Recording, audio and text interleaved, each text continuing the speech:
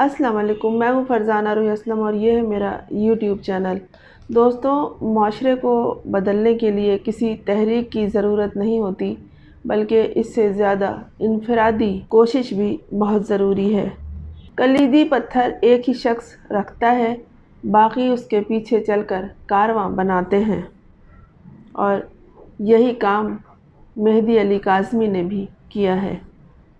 बच्चियाँ लापता हो जाएं, अगवा हो जाएं, तो अमूमन माशरे का मिजाज ये है कि दुनिया क्या कहेगी, दुनिया को क्या मुंह दिखाएंगे, कैसे जिएंगे, ये कि जो बाकी बच्चे हैं उनका क्या होगा। ये और इस तरह की बहुत सी बातें कहकर खुद ही सवाल और खुद ही जवाब देकर अपना मुंह छुपाते फिरते हैं। अपनी अगवाशुदा बच्ची से क़ता ताल्लुक़ कर लेते हैं और उसकी वापसी के तमाम रास्ते मसदूद कर लेते हैं। ये और बात कि सारी ज़िंदगी बच्ची की याद में तड़पते और सिसकते हैं।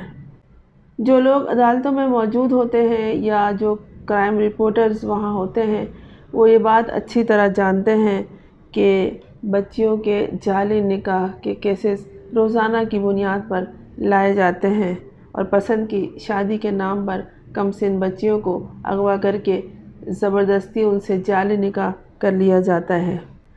जिन वालिदैन में हिम्मत होती है वो आवाज़ उठाते हैं और अपनी नूर नज़र के पीछे कोर्ट कचहरियों के चक्कर लगाते हैं, लोगों की बातें सुनते हैं, पुलिस की झाड़ और मखसूस लबो लहजा बर्दाश्त करते हैं।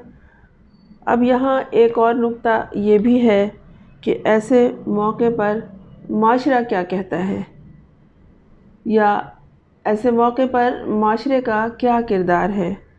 तो सुन लीजिए कि किसी भी मामले में माशरा कभी कोई किरदार अदा नहीं करता।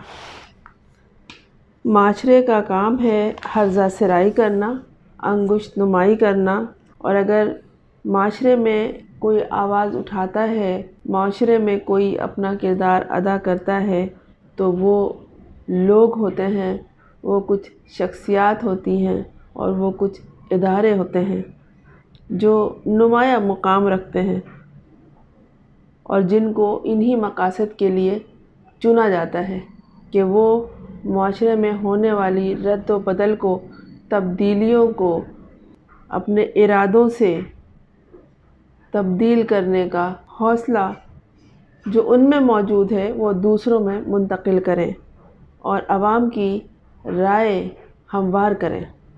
या फिर ये कि जिन लोगों में लड़ने का हौसला होता है या जिन वालिदैन में अपनी औलाद के लिए हर महाज पर सफ़ारा होने का हौसला होता है, वो सफ़ारा हो जाते हैं।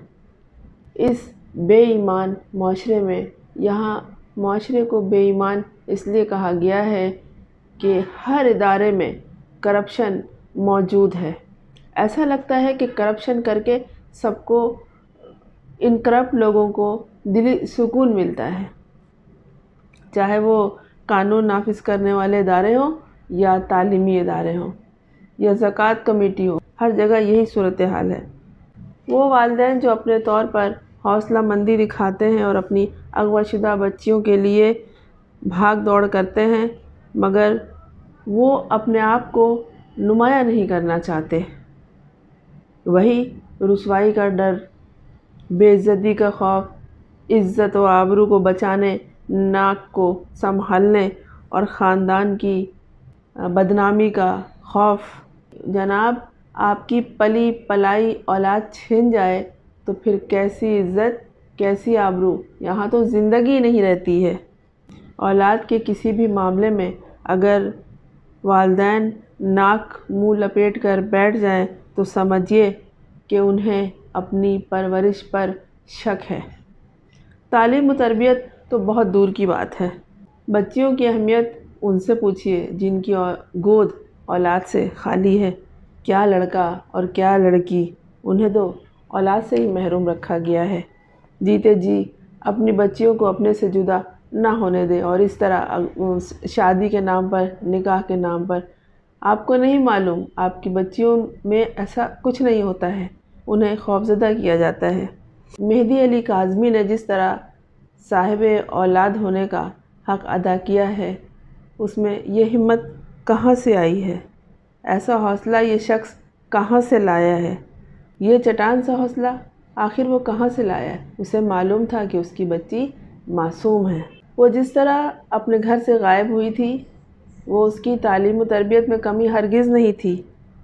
بچیوں کو شیطان صفت لوگ بہکاتے ہیں، اپنی چکنی چپڑی باتوں کی جال میں پھنساتے ہیں۔ یہ لوگ ہمارے آس پاس موجود ہوتے ہیں جو ہماری ننھی کم سن معصوم بچیوں پر نظر رکھتے ہیں۔ یہ شیطان ہمارے ارد گرد موجود ہوتے ہیں، یہ ہمارے گھریلو ماحول میں نقب لگاتے ہیں، بچیوں کو اکساتے ہیں، بہکاتے ہیں اور گھر سے نکالنے میں کامیاب ہو جاتے ہیں۔ یہ ان کے حربے ہیں، نکاح کا حربہ، اور یہ عموماً نکاح ہوتا نہیں ہے، یہ جھوٹا ہوتا ہے۔ یہ بچیوں کو اغوا کر کے آگے فروخت کرنے والے لوگ ہوتے ہیں۔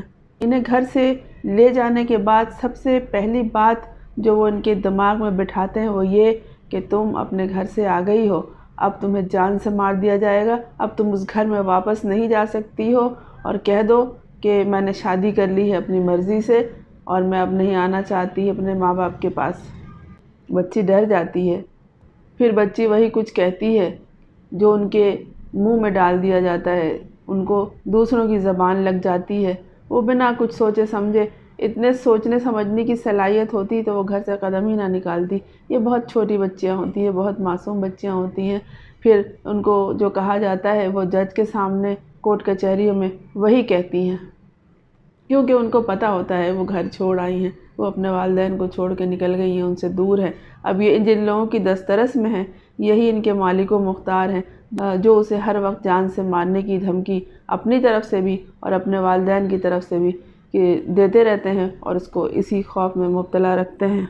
یہ والدین کے لیے بہت بڑی آزمائش ہے، اور آزمائش مال و زر کے ذریعے ہوتی ہے یا پھر اولاد کے ذریعے۔ جنہیں اللہ نے والدین کا رتبہ عطا کیا ہے ان کے لیے یہ شکر گزاری کا مقام ہے۔ معروف صحافی، دانشور اور شاعر محمود شام نے بیٹیوں کے بارے میں کہا ہے: بیٹیاں پھول ہیں، پھول جب شاخ سے کٹتا ہے بکھر جاتا ہے، پتیاں سوکھتی ہیں، ٹوٹ کے اڑ جاتی ہیں۔ بیٹیاں پھول ہیں، ماں باپ کے شاخوں پہ جنم لیتی ہیں، ماں کی آنکھوں کی چمک بنتی ہیں، باپ کے دل کا سکون ہوتی ہیں، گھر کو جنت سا بنا دیتی ہیں، ہر قدم پیار بچھا دیتی ہیں۔ جب بچھڑنے کی گھڑی آتی ہے غم سے آنکھوں میں خوشی آتی ہے، ایک گھر میں اترتی ہے اداسی لیکن دوسرے گھر کے سنورنے کا یقین ہوتا ہے۔ بیٹیاں پھول ہیں، ایک شاخ سے کٹتی ہیں مگر سوکھتی ہیں نہ ٹوٹتی ہیں، ایک نئی شاخ پر کچھ اور نئے پھول کھلا دیتی ہیں۔